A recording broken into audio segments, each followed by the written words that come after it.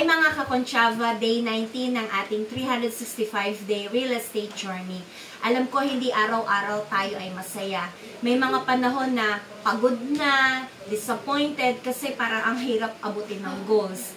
This video is created today, not just for you, kundi para din po ito sa akin. Dahil tulad ninyo, maraming challenges ang pag-achieve ng goals. Parang minsan gusto ko na din pong sumuko kasi ang hirap.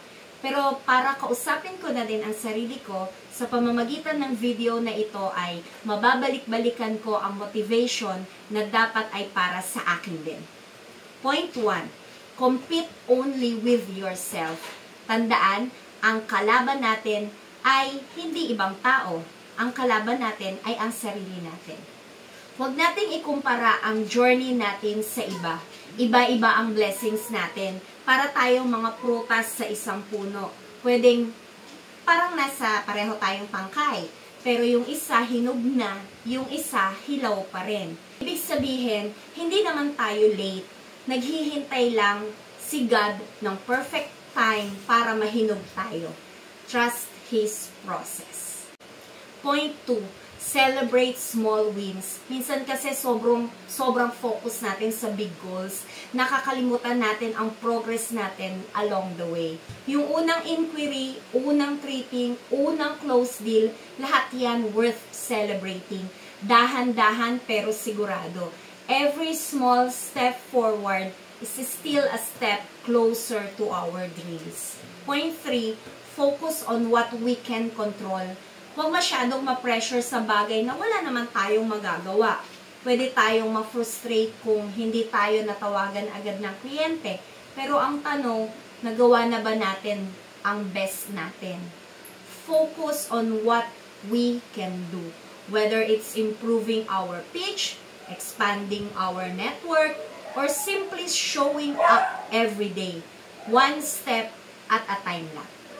Point 4, be inspired, not intimidated. Yung success ng iba, gawin nating motivation, hindi competition.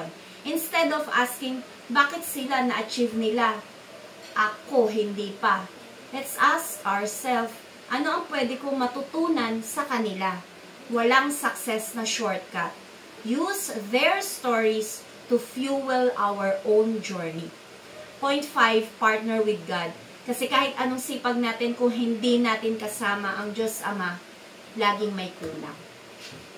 Pray, not just for success, but for guidance. Minsan kasi gusto natin agad ng bunga, pero nakakalimutan na i-cultivate yung lupa. Be patient, trust God's timing, and keep planting our seeds. Darating din ang ani natin. Quick recap for myself at para po sa aking mga Kakonchava. Here's how to stay motivated. Compete only with yourself. Focus lang sa progress mo. Celebrate small wins. Those are our stepping stones. 3.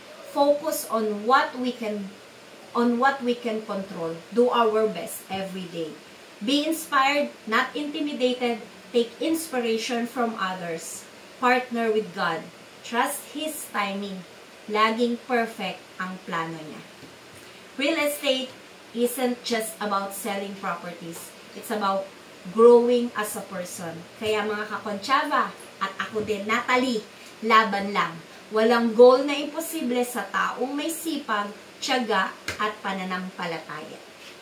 This is Natalie Concha of VS Concha Realty.